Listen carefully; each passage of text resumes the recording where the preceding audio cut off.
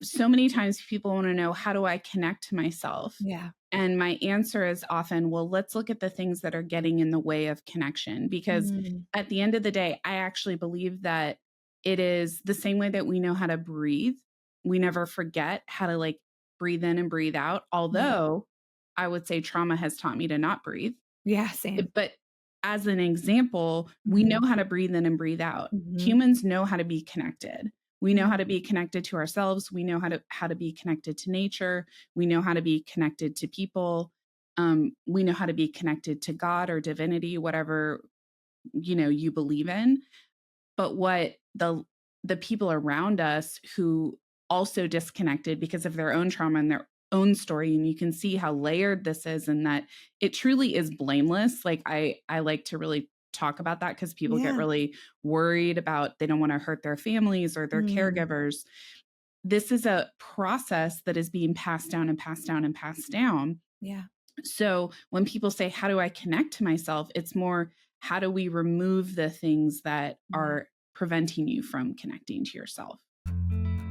Welcome to Grow with Robin Breckenridge, a podcast about stepping into the most fully expressed, aligned, and conscious version of yourself.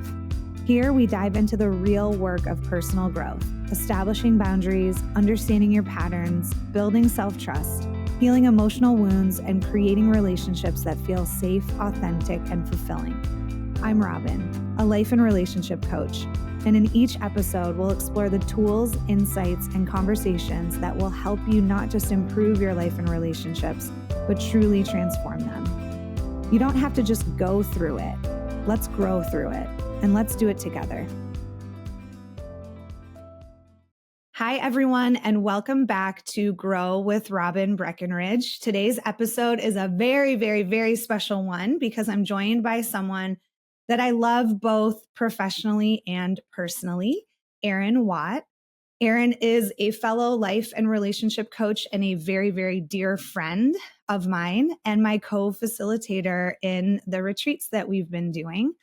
She's also the founder of Inner Ray, where she offers coaching, immersive intensives, retreats, and workshops centered around helping people reconnect with themselves and their relationships. But before we dive into this conversation that I'm so excited to have with her, I wanted to share a little bit more about Erin. So Erin Watt is a passionate, that is for sure, and compassionate, and that is for sure, relationship coach who believes that authentic connection is at the heart of living a fulfilled life. And she is the founder of Inner Ray. She dedicates her work to helping individuals, couples, and families break free from patterns that no longer serve them, guiding them towards deeper understanding, self-acceptance, and meaningful relationships. Her approach is unique because it's a blend of science, holistic healing, and personal experience. After overcoming addiction, codependency, workaholism, and an eating disorder, Erin experienced a profound spiritual awakening during her doctoral studies in neuroscience. That turning point led her to merge science with spirituality, creating a deeply integrated model of coaching. And I can definitely attest to that. Erin is currently focused on building out transformational intensives for individuals, couples, and families, writing a book on love, attachment, and relational patterns, and developing new retreat offerings, including one that we're hosting together in May, which I'm so excited for. So Erin, welcome to my podcast. You are my second guest ever. Oh my goodness. I am so incredibly honored. And thank you so much for having me and all of your kind words. I've been waiting for this day, all week, all month. So excited to be here. Me too. So, it's so cute. Erin came on just right before the podcast and was like, what are we talking about? Because there's been so many times that we've been just chatting. And I'm like, should we just record our conversation? Because it's like a total podcast episode. But what we're talking about today is based off of the last 3 episodes of the podcast. So if you want to catch up, rewind back to the last 3 episodes where I talked about self-connection, self-care, and self-trust. And so there's some obvious reasons, Erin, that I asked you to be on this episode. One, you're just amazing. And what I was sharing with you before we hopped on today, I'm always blown away when we collaborate together because there's like no power dynamic. There's no like ego. There's no competition. It's like, one, I learn from you every single time we collaborate. And two, like you always add in these little like one-liners when like I'm teaching where I'm like, oh, like, hold on, let me write that down. You just add like a depth and like a little icing on the cake that I have to offer. So like no brainer that you are going to come on this podcast and probably come on this podcast a lot. But the second reason is, you have been an instrumental part of my journey of self-trust. And just to give a little background, like Erin is a colleague of mine. We've known each other for about 10 years, I think now. And we've been through a lot in that 10 years together, like both professionally and personally. And not to go too much into it, but where Erin and I met was we worked together in an organization that had a lot of really good intentions. And I think you and I were, thinking maybe we were going to change the world and help put good out into the world. And unfortunately, I think that particular organization was taking advantage of maybe our lack of self-trust at the time. Absolutely. And so like that experience, I think for both of us was this huge, sometimes kind of painful experience of us learning to trust ourselves more. So, that is one reason. A second, and this is kind of where I want to like lead into this conversation. You gave me one of the most profound pieces of advice that I've ever had. And I don't even know if you know this, Erin, to be quite honest. I don't know if I've ever even shared it with you, but, my core wound is around shame and not feeling good enough. And I have a wicked critical inner voice, like probably most people listening. And I remember calling you one time, like really treading water in my shame. And I had convinced myself, that like it was true. Cause I think when you don't get curious with that critical inner voice, it sounds like truth.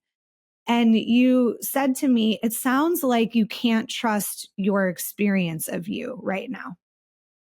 And this was the invitation that really like, I do it with clients all the time. You said, feel free to call me anytime when you can't trust your own experience of you. And I know you know me and knew me 10 years ago, like that invitation, I would have had a hard time like taking because I would have felt embarrassed to call you and go, I just feel like I'm stupid and I don't know anything, And it was like maybe too much vulnerability. And I remember one time like realizing, oh my gosh, this is that voice that I can't trust. And I took the risk to call you. And I tell this story again, I don't know if I told it to you, but like, I was like, Erin, I can't, I can't trust my experience of myself right now. And could you tell me yours? Because you were someone that I trust and I value your discernment around things. And it was so cute. You were like, oh yeah, hold on a second. And you like got yourself comfortable and you were like, I think you're brilliant. I think you're smart. I think you're pretty. Like you said, like, and it was like this experience for my inner child I never had. And it was vulnerable for me to ask, but it's something now that I share with my clients where I'll say like, hey, sounds like you can't trust your experience of yourself right now. Like when you can't, call me. And that all comes from you. Oh, well, what's so funny is I really feel that was actually our inner children getting together because I remember as a little child, like that's exactly how I was. Like people would ask me a question and I'd be like, okay. And I get like real serious and I would like gather up all my like strength to like have this conversation or tackle this problem. And as you were telling that story, I was just imagining my little Air Bear being like, oh, my friend Robin, she needs me. Okay, let's sit down. Let's do this. Let's tell her how awesome she is and how, good she is at school and like, all the things. That's kind of what I was visualizing and how cool is it that, in spite of the environment in which we met, Yeah. we still were able to find that inner essence, that inner ray, I call it. We were able to connect from that place in that time. And, that's what stuck with you through all the noise of the kind of dysfunction that we were in, I are know. those moments that is what pierces through the bullshit, is that Absolutely. true connection where we take that moment and we're vulnerable I know. and, just share what we really see in each other. Yeah. It was profound for me because I think historically taking that vulnerable inner child to someone was really hard for me. And I also will say that at the time, which it's still true for me now, but at the time I was like, Erin Watt, neuroscientist, and like you're brilliant, you're so smart. And for you to, I mean, like when you called me brilliant that time, I just want you to know that there's so many times where I'm like, God, I sound so stupid, or like, I don't know what I'm talking about, because I never thought I was smart growing up. I had ADHD and wasn't like the best student for a while in my life. And when you called me brilliant, like there was like this part of me, my inner child was like, oh my God, maybe you are brilliant. Like, Well, but not Robin, from an ego place. can I turn this around? Because when you called me stylish last Oh, year, and like wanted to know how this happened, I was like, oh my God, Robin thinks I'm stylish. Like, so believe me, we have done this for each other. And by the way, you are brilliant. thank And you. like every time you call me brilliant, I also experience the same. But I think it's just so interesting how we see ourselves versus how other people see us. And that's why Totally. healing together in community is so Mm, important because, my childhood taught me that I needed to figure out things in isolation, alone, yeah. away from people that were not safe. And, what I have learned through my recovery process is yes, there is a certain amount of self-regulation. There is stuff that I have to do on a daily basis to take care of myself. Like I can't just get all my needs met by other people, right? Right. Yeah. However, there is an element of healing that is relational in nature. And so I am so grateful to have both someone personally and professionally that I get to have all of these corrective relational experiences with. So I was talking to my podcast producer earlier this morning and talking about how like I'm probably going to cry on every like guest episode because a lot of the guests will be like my clients. And I was like, I probably won't cry on the Erin episode. I already almost cried like 3 times. I almost cried too. Good thing we But know how to repress our emotions from I childhood. know. So, Oh, I don't know if I'll be able to do this whole session, but like, my goodness, I lied to myself. I'm like, oh no, I'm probably not going to cry on this one. Nope, cried. I am so grateful for you for so many reasons. And I hope that just the energy of the session inspires people that like, when you do get into alignment, that the right people do align. And I pinch myself, Erin, that like I have a friend like you and also someone that I can co-facilitate with and share this platform and work. So, okay. well, and Kim, before we're done gushing about each other, I just also have to say, like, in my personal life, I have friends in my life today that might not be alive, right? Definitely not Oh, thriving if I hadn't referred them to you, because unfortunately, despite what my inner child wants, I cannot coach my best friend. So I right. have to send them somewhere else. And so Oh. several of my friends, their lives are forever changed by you. And so, yeah, not just personally and professionally, but also relationally speaking, my life is different today because of you.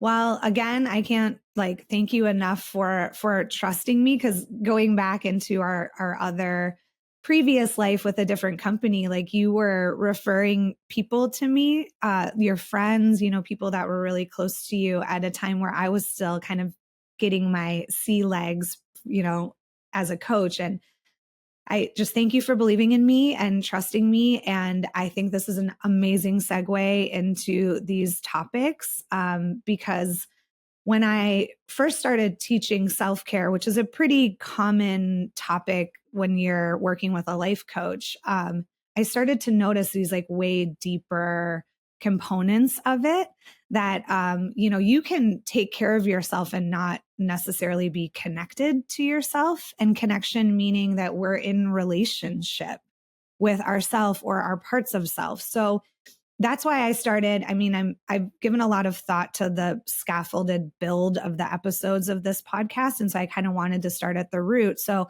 I decided to start with self connection first before I talked about like the action of self care. So when you think about the phrase self connection, what does that mean to you right now in the season of life that you're in? So I love that you're bringing up the fact that self-care without self-connection Mm. is not really the same thing, because I do think that there is this culture of like, oh, treat yourself, which is great. Like, I'm Yeah. glad that that is a part of our culture, and I think Yeah. treating ourselves is great. But this idea of self-connection is so important. And when I think about self-connection, there was so much of my life where I didn't even know what I was feeling or if my thoughts were my own. Mm. And so a lot of times for me, what self care has looked like has been just slowing down enough and like pulling away like the outside influence or the overstimulation. One of the things I've learned through my recovery process is that I'm just highly, highly sensitive. And Mm. actually, this goes to, I was talking to, of all people, my personal trainer a couple weeks ago about this. And she actually said to me, which is, part of the beauty of this work is that we're all mirrors for each other. Mm. And she said to me, well, I wonder if instead of saying you're super sensitive, you could even just flip it around and say you're highly connected. And I really liked that because I think that is where the original violation was early in my life around why I didn't know these things about myself and I didn't know how to take care of myself is because I was taught that the level of connection I experienced as a baseline being, like as a little kid, was too much for other people because I was picking up on the lack of integrity or the hypocrisy or the self harm that was going on around me and the ways that that was harming me. And my only option, because I was a kid and I was powerless, was to Right. disconnect from myself.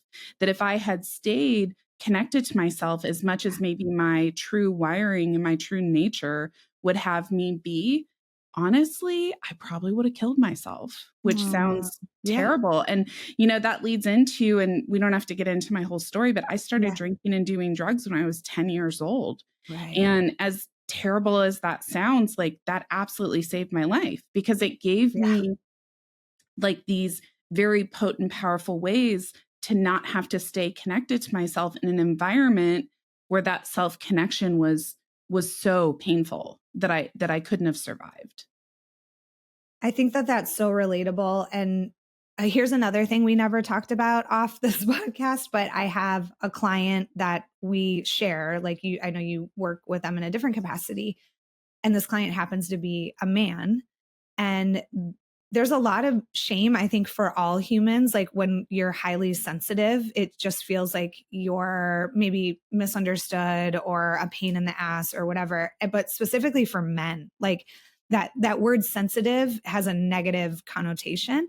And he mentioned to me, I talked to Erin and she said that sensitive is really connected. And it was like so huge for him and freeing. And it also was so profound for me that like, you're not the most necessarily the most sensitive person in the room. You're the most connected person in the room. You are Mhm. taking in all the energy. You are feeling all the things, which I know for myself. And maybe for you, this is true too. Like that felt like a curse. Yeah. And now I'm not going to say it doesn't feel like a curse at It's times. so Like hard. I'd be lying. You know what I mean? Like there's times where I'm like, God dang, I wish I could not feel some of these things. But holy smokes, has it become my superpower in life? And Mhm. so perfect.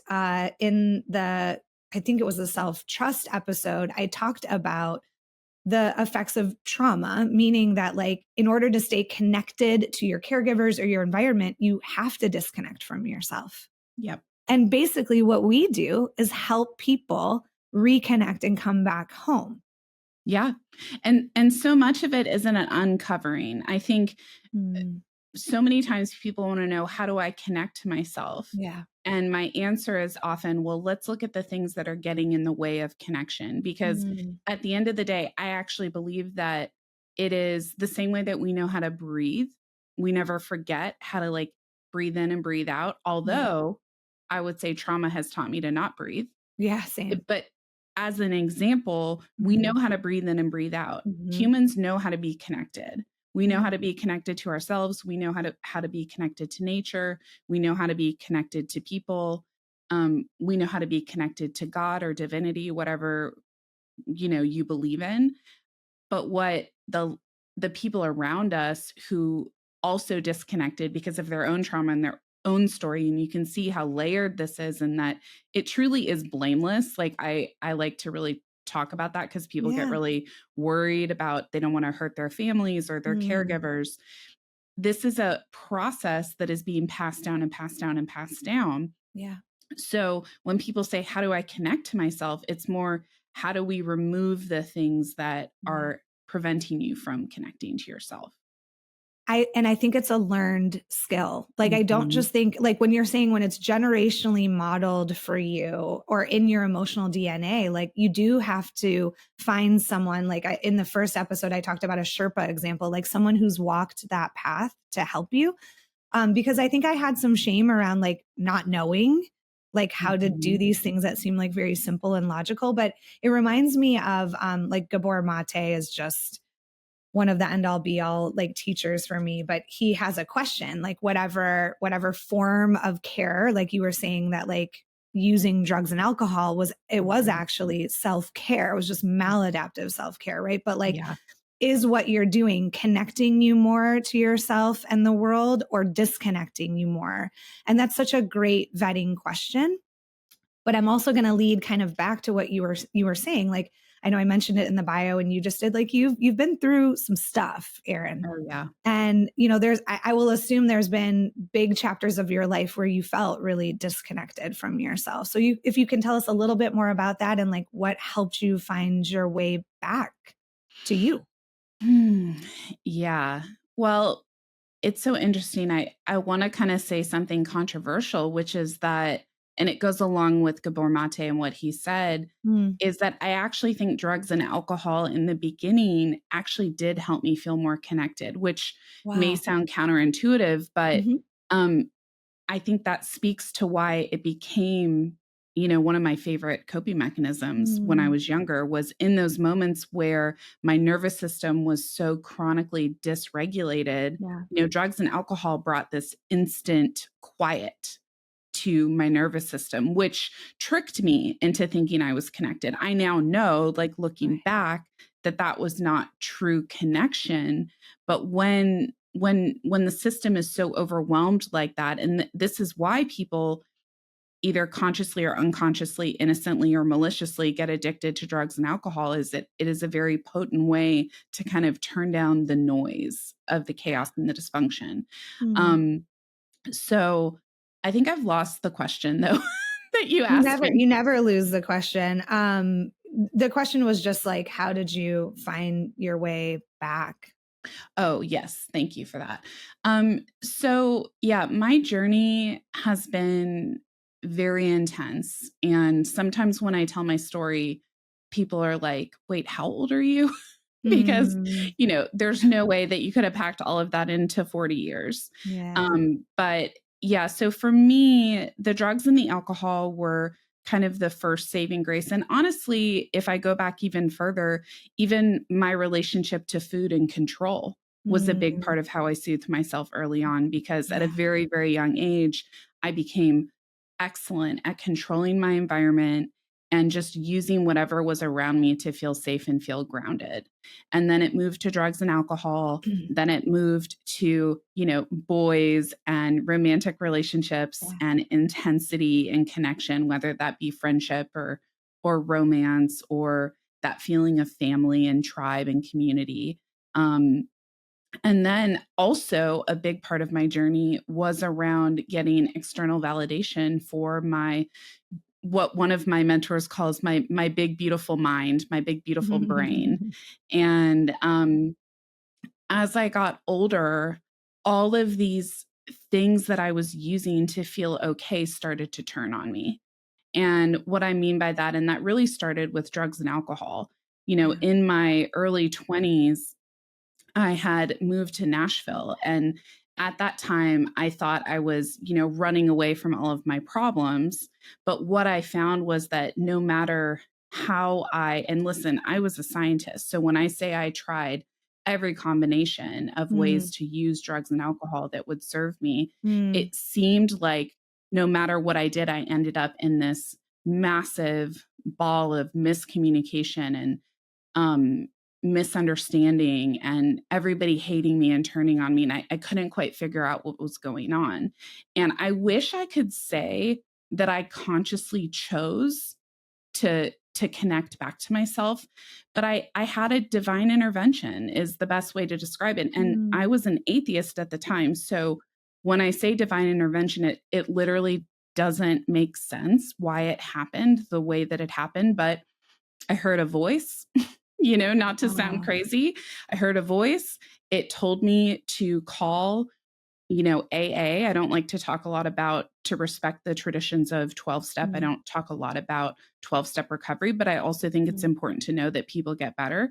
So literally at the time had a BlackBerry. I had thrown it somewhere. I'd been, drinking all night, doing crazy stuff, found this BlackBerry, called 411, called AA. Some sweet person on the phone talked to me for an hour. Of course, by the end of the call, I had tried to convince them I wasn't calling for myself, but I ended up going to a 12-step meeting that day. And that was a turning point in my journey where I realized that maybe the tools and tricks and all the things that I had done to be okay, maybe they weren't working anymore. And it wasn't like I think ego gets a bad rap in our world and in our culture. And this was definitely a moment in my life where my ego wasn't serving me.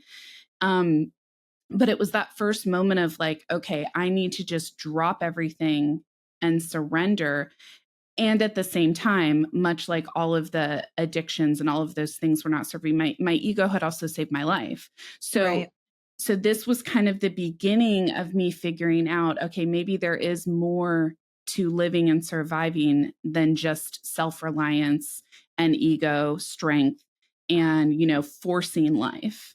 And from there, everything changed because no, not everything in my life I have today, I got from the rooms of 12-step or the rooms of AA. Yeah. But that was the seed that was planted. And the principles in that program helped me find a higher power of my understanding. It helped me build community. And yeah, half of that community, if not more, is not in my life today. But along the way, I started to see myself differently. I started to love myself differently. I started to serve others and help others and not just think about my own survival day to day. And then through all of that, I eventually got introduced to what is codependency. What is that journey? Because really at the core of all of it, I was seeking okayness outside of myself, which is the core of codependency. I'm not okay if you're not okay. I'm only okay if you're okay. And so I got to understand that and the layers of that were inside of me. I started to learn about sex and love addiction, which I definitely struggled with. Years into that, realized I had all this childhood trauma and that my restricted relationship to food and exercise and the way that I was controlling my body was not serving me and was keeping me out of my wisdom, was keeping me out of feeling nourished. And through each layer, going deeper and deeper and deeper, that inner essence or that inner ray, which is, I call it the radiant authentic energy, the RAE inside of me, started to get stronger and stronger and stronger. And then the things around me that were disconnecting me from that not only became less appealing, they stopped working and they just fell Yeah. away. Yeah. Fast forward to what I think I just celebrated 16 years sober. It was Wow. something like that. And yeah, it started with putting down the drugs and alcohol, but it was so much more than that. So much more. I mean, what I'm hearing is like, those wounded parts of self, like they are being resourceful. Like that was a way to keep you quote unquote connected and feeling enough and maladaptively safe. And I think that's what's confusing about these things and frustrating for people. It's like they do work for a Mhm. while. Yeah. And then they don't work and they're actually increasing your amount of shame in your light, right? Like it's got the opposite effect. But what I hear is you have a very resourceful part on board, Oh, but yeah. that part of you was not connected to you. And you starting the journey of recovery created these opportunities for you to build self-esteem through esteemable actions and more self-connection.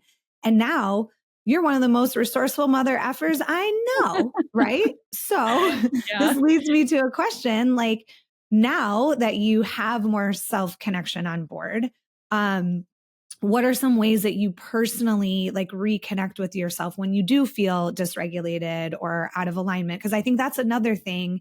I never want to sell that idea of like, I had this aha moment and then my life was great. Mm-mm. Because I don't know if it was just self help books when I was younger or if it's just that's like for some people, that's true. Maybe. I don't know. But like for me, I was always like, what am I doing wrong? Because I don't have that like one moment and then it's done, right? Yeah. Like I do still feel dysregulated at times. I do go in and out of alignment. I think we all do. It's part of being human. So like what are some ways that you reconnect with yourself now? Yeah, and I actually want to say something that is kind of upsetting to people on this journey. The healthier I get, the more sensitive I am, Mm, which mm, in a way throws me out of alignment more easily now. And okay. and I don't say that as to scare people. Yeah. It just means that I need to be very mindful of, a long time ago, someone said to me, I think it's a quote about the Buddha, that we are the gatekeeper of our own minds, and so I apply that to like, I am the gatekeeper of my energy field. I am the gatekeeper of my body, my mind, my spirit. And so knowing that I am someone who came into this world highly connected, highly sensitive, Mm, I now know I need to do certain things on a regular basis, which leads us into this topic absolutely. to maintain and protect that phenomenal, deep internal connection I have with myself. So, a lot of times, one of the things that became really important to me was creating a home environment that was a sanctuary. And anybody who comes to my house can feel it right away. I've Yeah. been there. I Yeah. felt it. I mean, it's just so important to me. I'm so like I said, sensitive or connected to energy, that for me, having a place every day that I can return to that is a sanctuary is so incredibly important. And, Mm, not everybody's relational healing journey involves years and years of being alone and being single. That has been my journey. That mm, has been incredibly important to me because, again, we don't need to get into all of this, but I had yeah. some really horrible violations from humans at a young Yeah. age. Like Yeah. really terrible things happened to me that really shattered my sense of trusting other Yeah. people. So a huge part of my journey has been to create a safe container that I can go in and out of on a regular basis so that when I am overwhelmed or I am hurt, or I'm feeling misunderstood, or I'm feeling overstimulated, I can come back to my sanctuary and reconnect to myself and reconnect to divinity. And I have my angel dog and I won't call her my angel kitten because she's a little bit wild, but I have my fur babies that help me connect. And I've got my backyard that has I when I bought this house, honestly, I liked it, but then I went into the backyard and I'm like, oh, there's trees, just like Oh, having nature for me to connect to, all of that is incredibly important. Um, but I use a lot of different things at different times. Sometimes I'm really connected to sound healing. I think the power of vibration and the simplicity of just being able to like passively receive from healing vibration and sounds is really important. And that could be like, the singing bowls and all of that, but Yeah. it can also just be an album from an artist that I really resonate with that helps me raise my vibration, or honestly, even at times helps me drop into a lower vibration so I can move some tough emotions that I'm Mm. having trouble connecting and feeling, because another result of my childhood is what I call emotional constipation. Like sometimes I get like, I can't feel a feeling. I can't release something because I've Wow. conditioned myself to lock it up in a box and shove it down and shove it away. But then now that I am so self-connected, I can be walking through the world and being like, why do I feel a little off? Oh, I've got emotional constipation and I got to go home and listen to that emo music to let some of this out. Why have I never heard you say that term before? I don't know. It's one of my favorites. I love it. Oh my gosh. Um, it sounds to me like I'm holding back tears while you're talking, but sorry for all the listeners. This is clearly going to be a theme of my podcast. Like I'm going to cry on these episodes, but um, you like created a safe home Mhm. for that inner child in you. And I always talk about with my clients, like that basically the work is creating a safe home within you. But it's so beautiful to hear you say like that the physical home, Mhm. I think the opposite of trauma is choice and Mhm. agency. And I think that when like trauma brain kicks in or that whoosh of activation happens, we forget that we have choice. And so I love that like your resourcefulness shifted to actions that are like more kind and loving and connecting to you. And I have been to your home and I have met, I'm going to say the cat is an angel too. I think she's getting her wings because Yeah. she's still young. But you really did create like a beautiful, safe home. And I think that it's super relatable for people when you come from a dysfunctional home. That's like a miracle. And you did that Mhm. on your own. Yeah. Yeah, and I think, sometimes I look around my home and because listen, I get swept up in capitalism and Mhm. aesthetics and, I get caught up in some Instagram ad and decide that I need to buy this thing to be okay.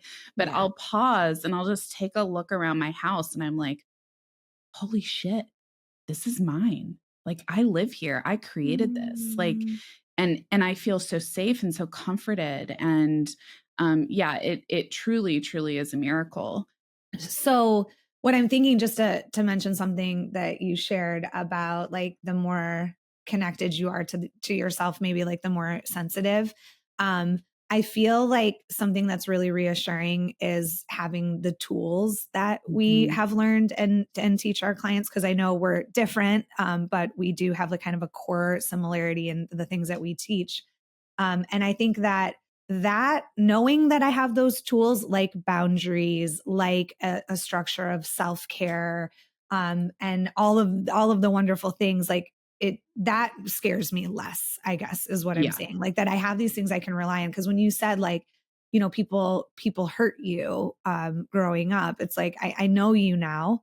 And people don't, I mean, not to say people don't hurt you. It's a part of relationships is that we're impacted by people, but by no means do you have unsafe people around you. So like again, it's like you have created this external safe home, but also this safe home inside of you. Absolutely. And I think when I think about relational safety, that has been a work in progress for Yeah. me. And I mean, I know, Robin, you have been on the other side of the phone when I have called you and been like, how am I here again? Like, Yeah. how did I pick another person Mm. who is repeating this lesson to me? And, I think at the end of the day, that the way that I have learned to self connect and take care of myself in those moments is to just notice, how do I relate to myself when someone causes harm to me? And what I mean by that, and I got this gift from a mentor years ago, is she said to me, in those moments when these things are happening, don't turn on yourself. Oh. And so like in that moment when that friend has betrayed me or, has done this thing that feels so harmful, what is the internal dialogue I have with myself about what's happening? Yeah. Am I going, yeah, of course you're a piece of shit. Like, oh, of course that person did that to you because you don't deserve to be loved, or, you know, uh, and I think when you're little, it makes perfect sense because the only thing you have control over is yourself and your behavior as a little kid. And so turning on yourself and, berating yourself is a form of self-protection because you're trying Yeah. to figure out like, this is the only thing I can control. Adults Absolutely. have all the power. Yeah. And so, but now I am an adult and I do have the power of choice and I do have the power of boundaries.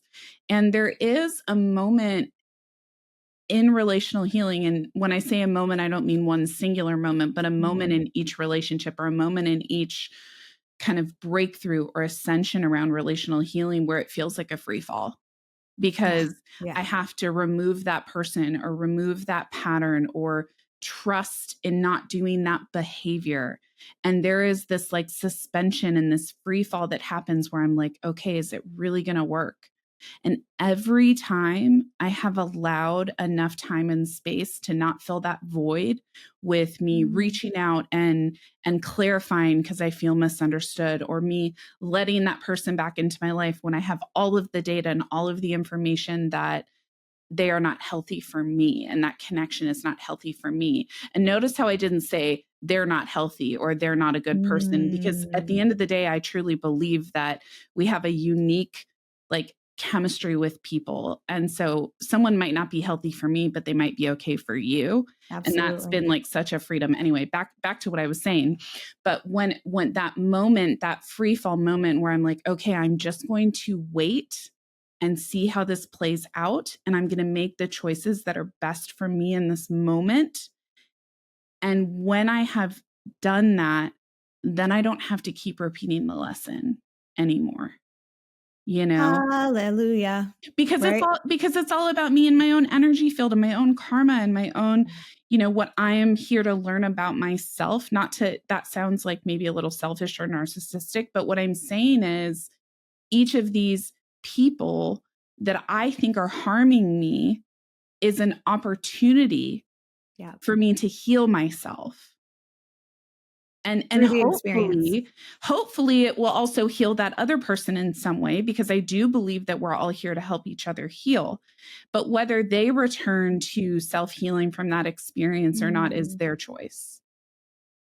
And all of that is you not staying in the victim energy of it, because and that's not to say you're not a victim. Like, it's not victim Right. shaming whatsoever. It's just that in my own experience, when I'm in my victim, I'm suffering like every single time. So, Yeah. so sometimes we do have to kick around in it a little bit, like as part of the process. But then when we go like, how can I take my power back? Right? Like, one great way is, what can I learn from this? What is this highlighting within me that could strengthen or grow?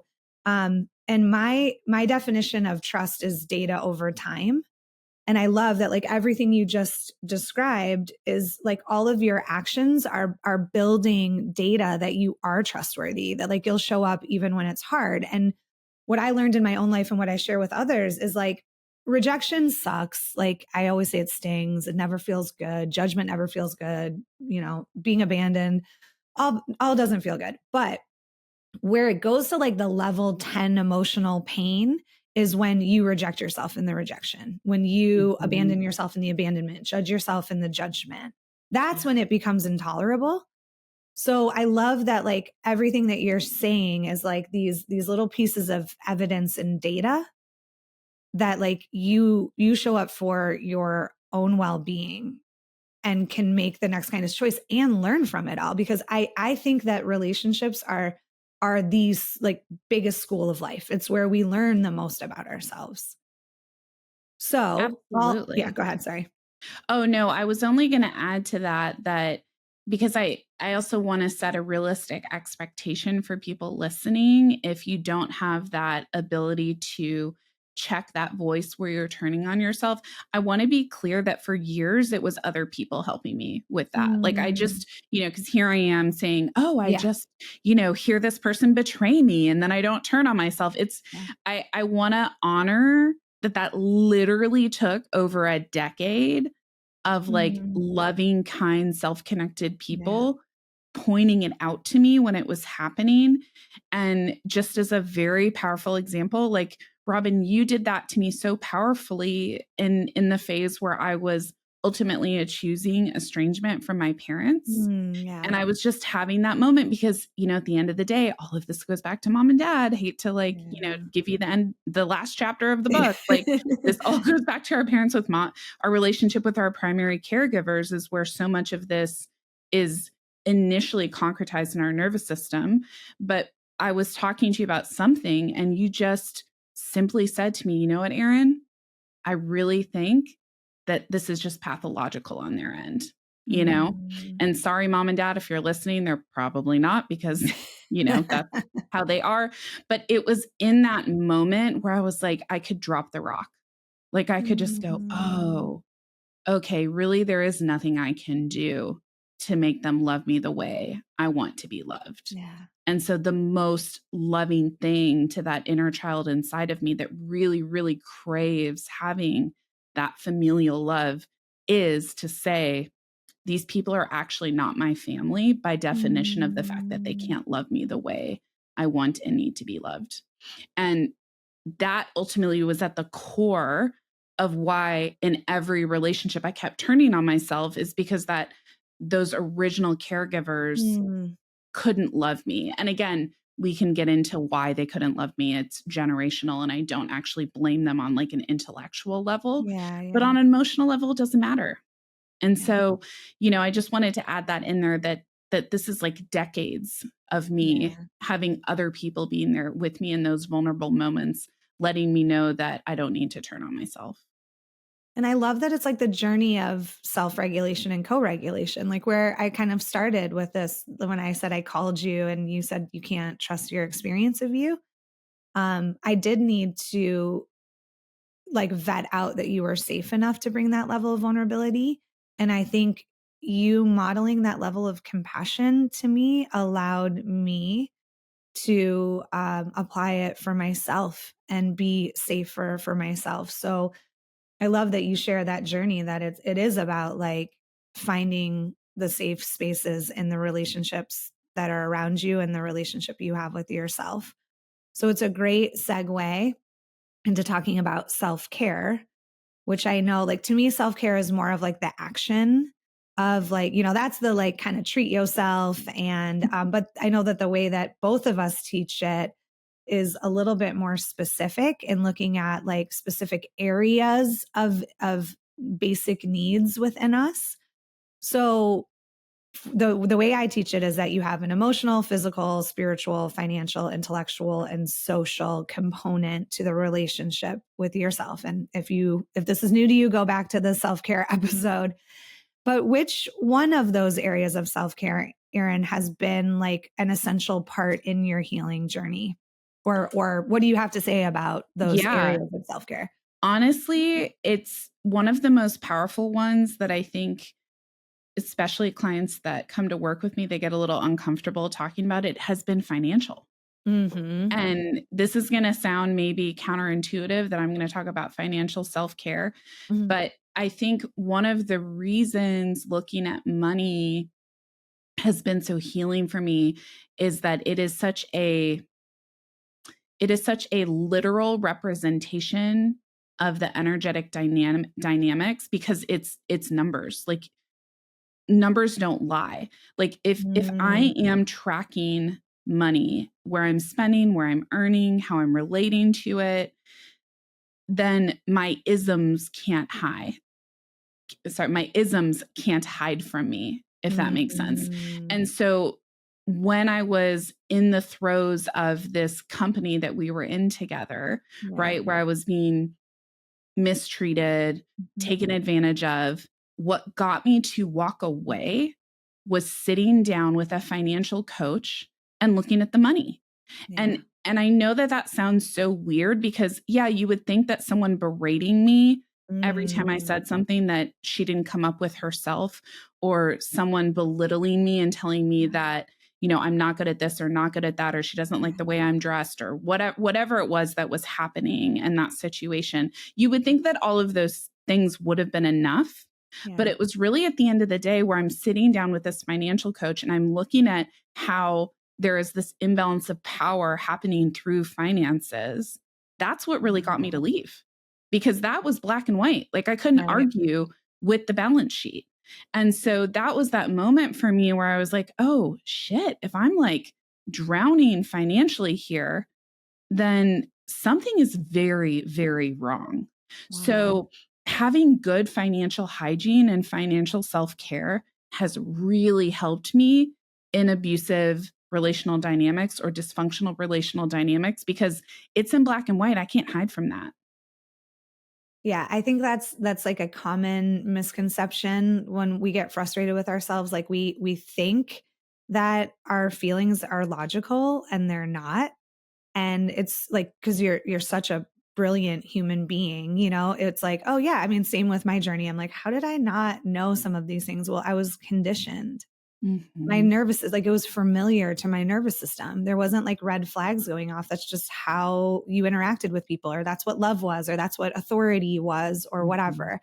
So I love that um, the financial piece kind of like ignited your logic to be able to kind of look at it through a different lens. And you've taught me so much about the financial piece because, obviously, and I mentioned this in the episode, like these are not separate parts of us. So we're one being, right? And like for me, the emotional part out of all of those categories has been the most important one to me, because when I'm not showing up for myself emotionally, it like bleeds into the other areas of my life where like I can go, oh, like I have a shopping problem or I have a spending problem, when it's like really I have an emotional problem that I'm Mhm. managing through like avoidance in my finances. And now it looks like a financial problem, but the root of it was emotional.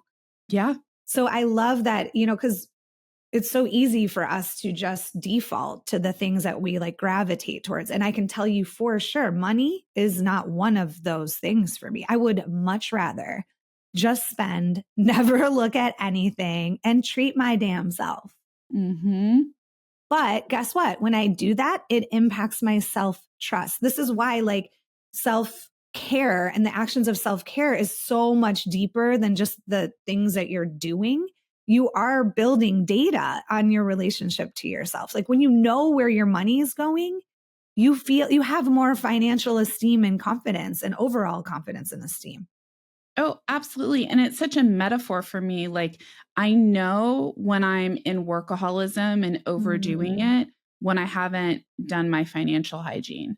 Like, I know when I'm in a codependent relationship, wow. when I'm giving money to somebody for no reason, I'm enabling them, right? Like it's just for me, and it's not that the other dimensions aren't important, because I could give a huge, like I could go into each of the For dimensions sure. of self-care and give you a good reason. That's I'm really good at like getting behind any argument. If you ever need someone to justify a behavior, call me, because I can figure out a way to do it. My like I should have been a lawyer, but anyway, the reason I pick money is I think it's kind of this unsuspecting area Mm, that, and especially because when I started to do spiritual work, because I could argue spiritual is the most powerful too, but right. when I started to do spiritual work through my relationship with money, my whole life changed, Yeah. because it was like I didn't realize how much my trauma and all of the, it was like I would use money as a way, honestly, to bring it back to what I said earlier, to stay emotionally constipated,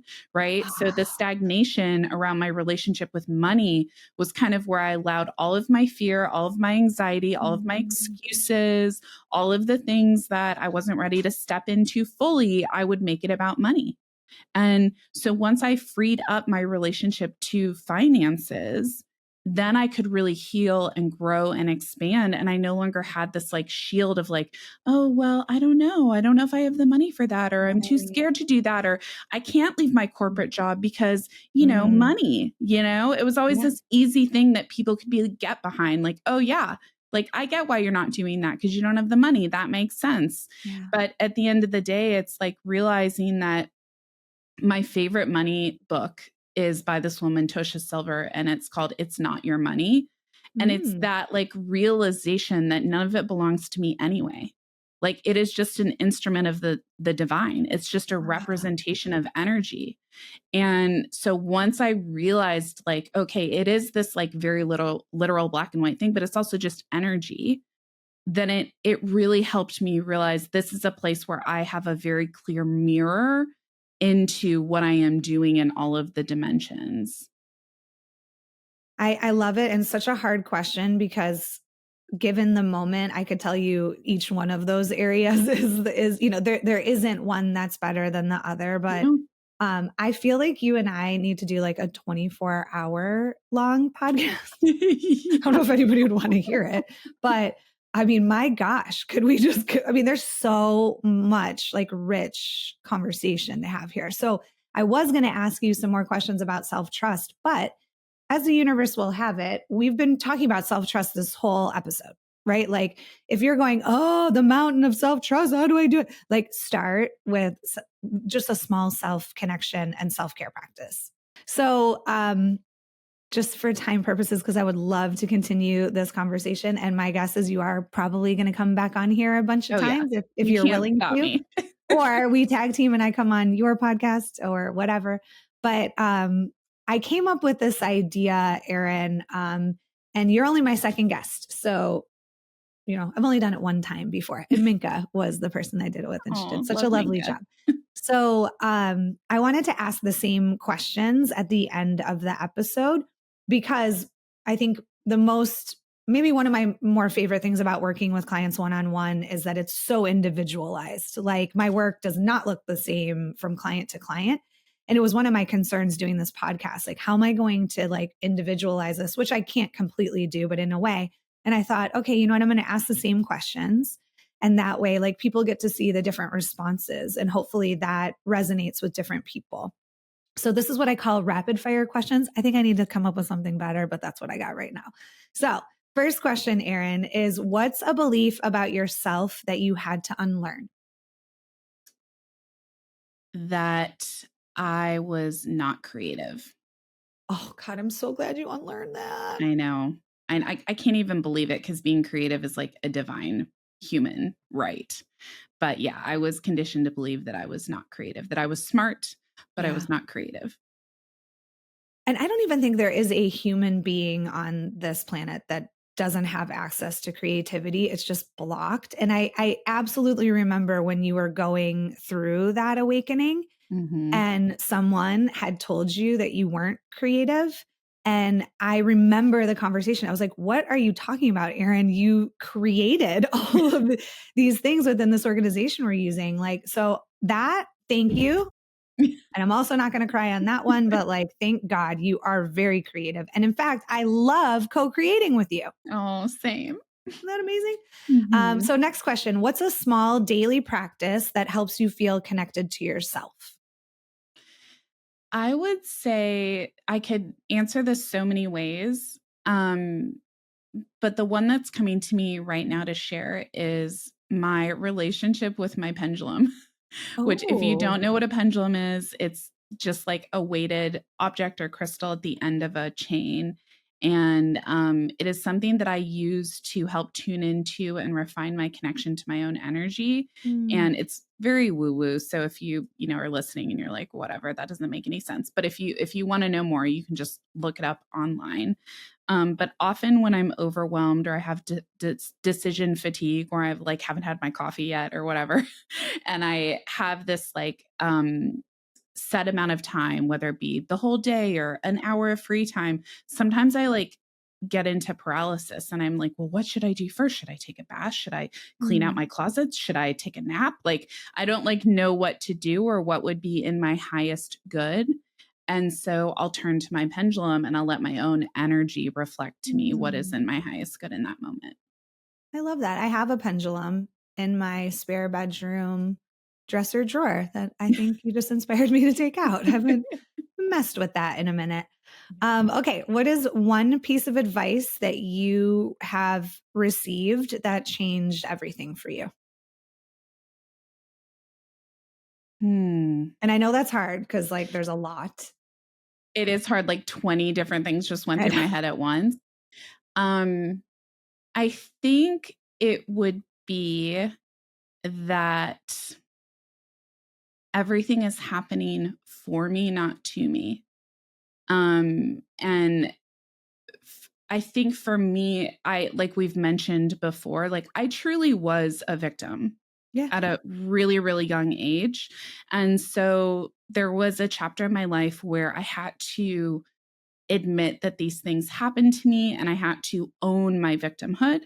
Mm, Um, and also, if I had stopped there, like I have said before, I probably would have killed myself yeah. because that kind of like violation to a human being is not something that should be allowed in the world. Like Mm, if I could restart the world and make it Erin's world, I mm, would not allow that level of human violation to happen to yeah. anyone.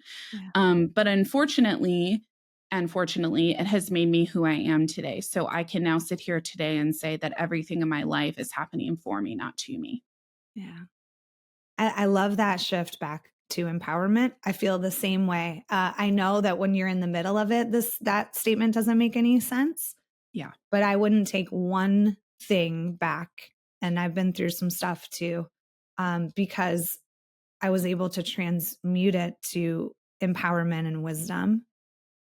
But also, it doesn't make it okay, you know. Yeah. And I'm so Yeah. sorry that like you've had to go through that. Yeah. Thank you. So, what is one book that's deeply impacted your personal growth? Hmm. I already mentioned one book, so I won't do that because that's cheating. Okay. I would say, and I probably sell more copies of this book for this person than anyone, would be the book Wizard of Oz and Other Mm, Narcissists. mm, Because at the point I had a therapist tell me to read this book, it was kind of in the height, and maybe it's still happening, where everyone was calling everyone a narcissist. And I had this mhm. resistance to looking at the fact that maybe in my family of origin, there was a lot of personality disorders going, on, because Yeah. I kept finding people with personality disorders in my own relational life. And so it was like waving a little flag at me. And I had a therapist recommend that book to me. And it was a game changer for me because I was able to start to Mhm. not use it to pathologize people around me, but use it to be honest about my role and why I Mhm. was comfortable with and allowing people who had those traits, whether they truly had that diagnosis or not. Right. I was inviting those personality traits into my life by the nature of how I was holding my own energy, my own personality. And so that book was a game changer for me, and like really owning the truth of what I was raised around, how I was conditioned, and how I could change it. And I love that. I don't think we need to pathologize people, but I think when it comes to things like personality disorders and narcissism, there are distinct patterns of behavior. And what that book Mhm. and other books like that have helped me with is to depersonalize it. Right. And like Yeah. with everything that you've said, Erin, with like people that are challenging, like boundaries, boundaries, boundaries, right? Like that's a Yeah. great thing to And bring in. and dysfunction is archetypal. So if you can Mm, see it and you can name it, right. it's like the humanness of the person with that behavior can still shine through. And I Right. think that's the hard part, is like, just because someone has these archetypal personality disorder traits doesn't mean that underneath it they don't also have good qualities, or Yeah. there aren't things about them that I enjoy or care about. It's just at the end of the day, these archetypal patterns of dysfunction and behavior are not acceptable, and I need to have boundaries around those patterns of behavior. Word. Like Mic drop, although our drop. mics are on Yes. stands, Okay. but yeah. Last question. What's something you do now that your younger self would be so proud of you for? Well, at the risk of taking up too much time, I'm going to tell you a quick story about Okay. this because I, through all of my healing and my journey and my work on like my inner child and my inner teenager, I recently had an experience. I was actually on a massage table, like receiving Reiki and craniosacral Mm. work, where I had just decided to change the way I worked with my clients and my schedule. And I was starting into this period of having more downtime and more time with myself. And I had this vision in the middle of this session of my 12-year-old self who, quick side note, when I was 12, I sat my parents down and I said, if I get straight A's from here on out, can I go to college anywhere that I want? Like, will you Mm. make that happen? And I made this like Mm. agreement with them. And in this moment where I'm like reconnecting to this part of myself, I said to her, hey, you can stop now. Like, we've made it. Oh. And I watched that part of myself intrapsychically like relax for the Mm. first time since I was 12 years old and I'm 40. Mm. And once I gave her permission to like melt and relax, it was like the youthfulness in her like Yeah. came up. Again, this was all within my own head, not to sound crazy to people, but if you've done parts work, you know what I'm talking about. Yeah. And she like almost like came alive and she was like looking around and she was like, oh my gosh, like you have a house, you have a dog, you live Oh. in Nashville. That's so cool. You have purple hair. Oh, Yeah. wow. And she was just like, I have like chills while I'm sharing this with you. She was like, she thought I was so cool. Like this little 12-year-old that has been hustling and slave driving inside of me, pushing me towards workaholism and burnout. Yeah. Once I gave her permission to not be the person driving those behaviors and that she could take a break, man, she thinks I'm like really cool. And she also thinks you're really cool, Robin, by the way. So, yeah, that I know that that is like a really deep response to your Yeah. question, but my 12-year-old self just thinks I am like really cool. But it's along the topic of like, look at how all of your actions like culminated to that moment of deep trust, where that part of you that Mhm. really was never safe and everything was about performing and your actions was able to just be and be Mhm. okay. And I know like if anybody has done this work like that's a miracle. That's a full-blown miracle Yeah. based off of how you grew up, right? And like your coping mechanisms. So, Yeah.